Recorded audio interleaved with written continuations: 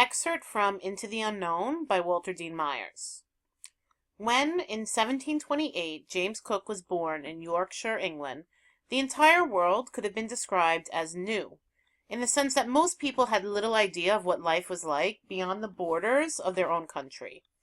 Maps of the day would show Europe itself, the eastern coast of North America, the western coast of Africa, and only parts of what we now know as the Middle East and Far East. Could there possibly be great cities in Central Africa, in the South Pacific? Was the bottom of the earth capable of sustaining human life? There were many places on Earth where no Europeans had visited, even places where no human beings at all had visited. Scholars tried to guess what these places would be like.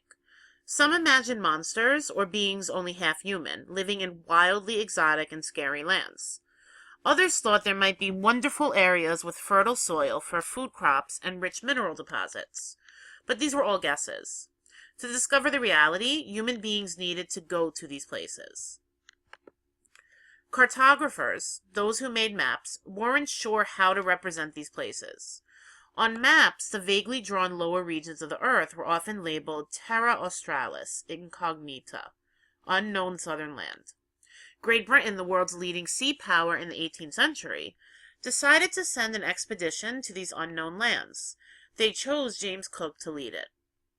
James Cook was born into a farm family, and might well have spent his life in the family business. But Cook was an exceptional youngster, and, unlike most English boys of his time, was allowed to attend school when he was 12 years old. As a teenager, Cook became apprenticed to a man who owned a collier, a ship that transported coal, and soon found himself carrying cargoes of coal from northern England to the bustling docks of London. Cook was ambitious and quickly learned that his ability to read set him apart from other sailors, even ones much older than he was. Ships at that time had none of the sophisticated electronics found on ships today. Instead, they found their way around the oceans using instruments that determined their position relative to the sun and the stars. This took considerable skill. Cook read whatever books he could find on navigation and learned to use the instruments to find his position on the ocean. While the merchant ships he worked on carried cargo from port to port, James Cook assumed more and more responsibility as a navigator and learned the ways of the sea.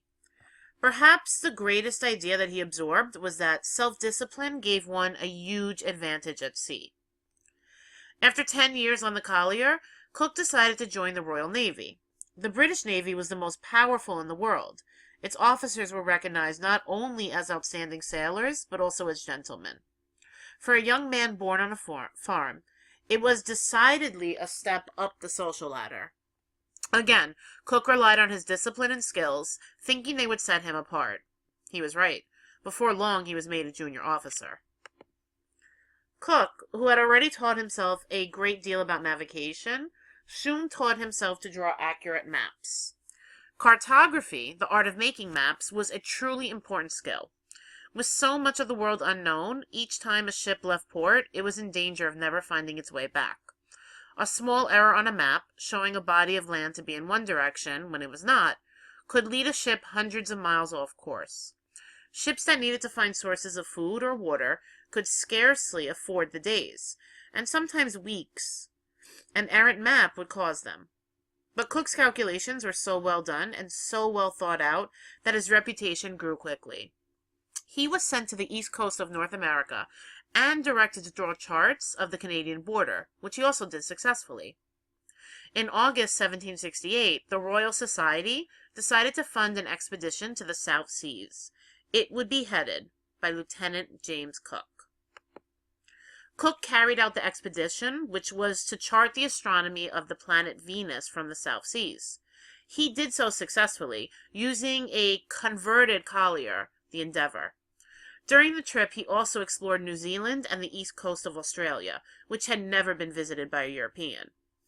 Cook claimed the lands for Great Britain and drew highly accurate maps of the region. On his return to England in 1771, he was given a hero's welcome. By then, some geographers, people who study the physical features of the Earth, thought that there might be an undiscovered continent on the bottom of the Earth. In July 1772, Cook sailed from England in the sloop Resolution, in company with the ship Adventure. His instructions were clear: to continue to explore the southern regions, and to claim for Great Britain any new lands he discovered. When he said goodbye to his wife, Elizabeth, he knew it would be years before he would see her again.